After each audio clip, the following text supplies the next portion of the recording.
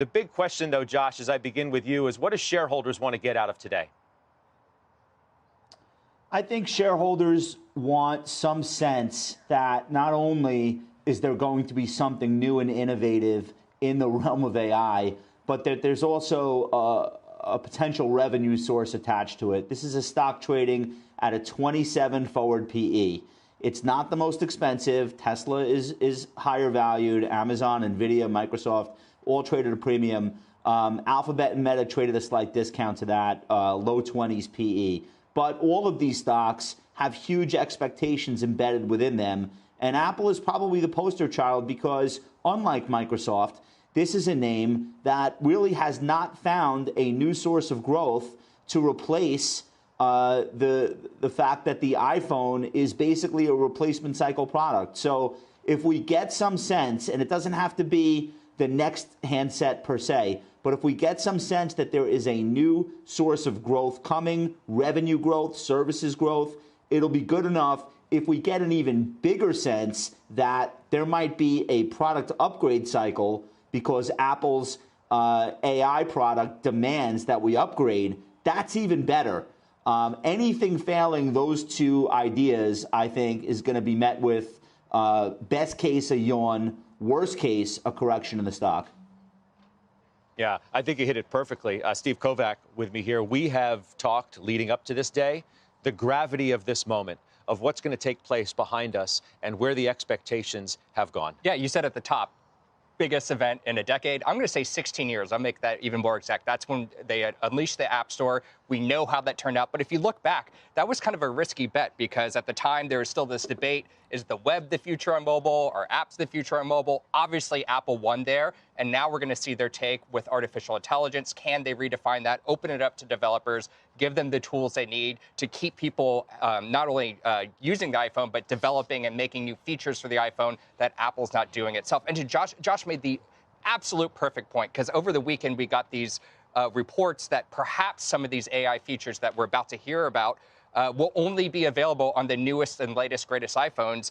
In that case, that means the iPhone 15 Pro. I'll give you an example here. If you upgraded your iPhone 2 years ago, you may not get the same features that everyone's going to get. So the real question to Josh's point is this going to create some kind of FOMO moment for people who might have a iPhone 14 or 13 or 12 to kind of upgrade faster than they would have? Those AI features are going to have to really knock it out of the park to do that, though. It's the analyst next to you who has called this the most important event for Apple in over a decade. Dan Ives, it's good to have you here. I heard the two of you talking before we sat down where you think this is a top 3 moment in the anthology of this company. Tell us why. It's a historic day for Cook and Cupertino because when you talk about AI coming to the golden install base, 2.2 billion iOS devices, I believe 25% of the world will access AI through an Apple device. And that's why this is, when I think about AI, the AI party, it's 9 p.m. in that party. Apple's a little late, it's not 7:30,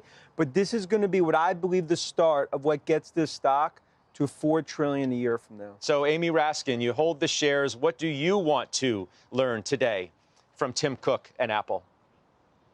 So I agree with Josh. I mean, if this drives an upgrade cycle, that's a win for Apple. But I also want to hear that they're going to use their superpower as the gatekeeper to 1 billion high-income or relatively high-income individuals around the world and will extract value from AI. But they're not going to spend billions and billions like we've seen some of the other Mag 7 stocks developing it themselves.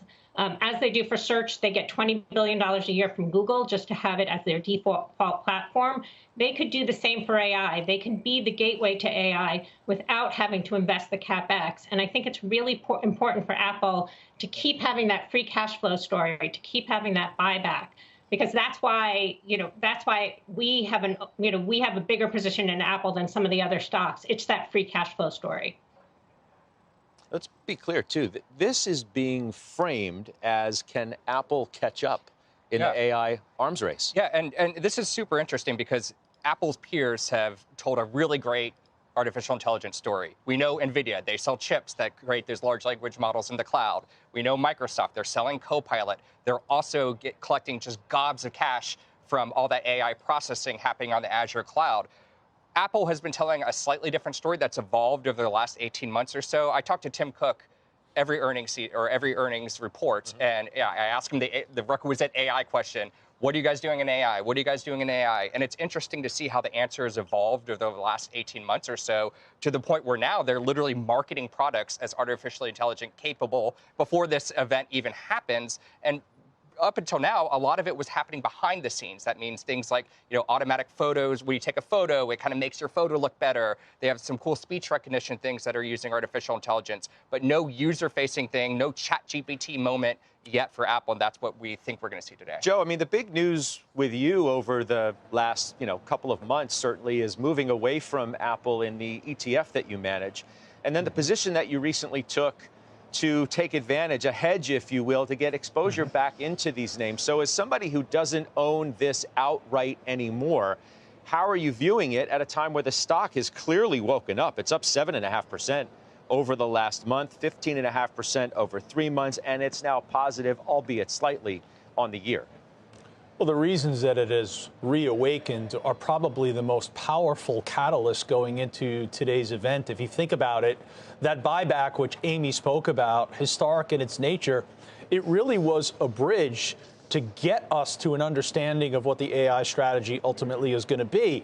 But what that did was it laid the foundation for very strong momentum. And this stock is going into today's event with remarkably strong momentum, the type of momentum that's very difficult to reverse, the type of momentum that most likely propels this stock above $200 at some point this afternoon or in the coming days. So I think that you have to have a clear understanding that that has now evolved. Now you want to get confirmation that, in fact, an agreement with OpenAI is going to be confirmed. That's incredibly important. And then you need to understand, is the company going to introduce AI tools that's going to create enough excitement where we're going to see a massive upgrade cycle for the iPhone, the type of upgrade cycle that we saw for the iPhone 6. If you think about Siri, which was introduced in 2011, has Siri really been that remarkable? I would argue that it hasn't. So they really have to set forth something today that's going to improve upon the tools and get myself and a very loyal, instilled customer base excited about going out and buying the iPhone 16. Dan Ives, we have a 2 billion installed base, right? So the pond is large. It's an ocean. We need to tap into that if you're Apple. They need to get the refresh or the upgrade cycle initiated, and it has to start this fall. No, look, that's why 270 million iPhones haven't upgraded in 4+ years. So this is really an unprecedented install base upgrade opportunity that they could go after.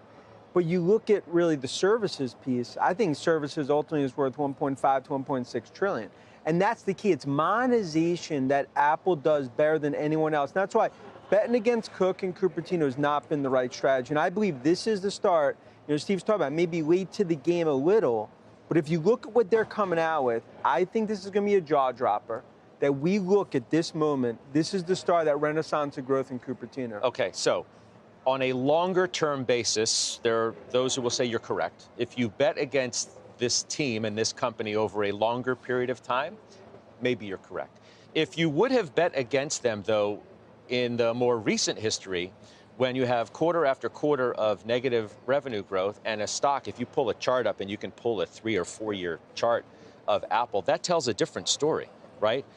This has not been the guaranteed win that it has been in years past until recently when it started moving back towards $200.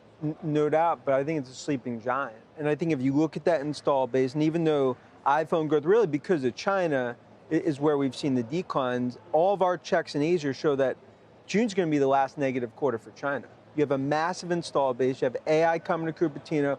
I still think New York City cab drivers bearish on Apple, a very negative sentiment on the street.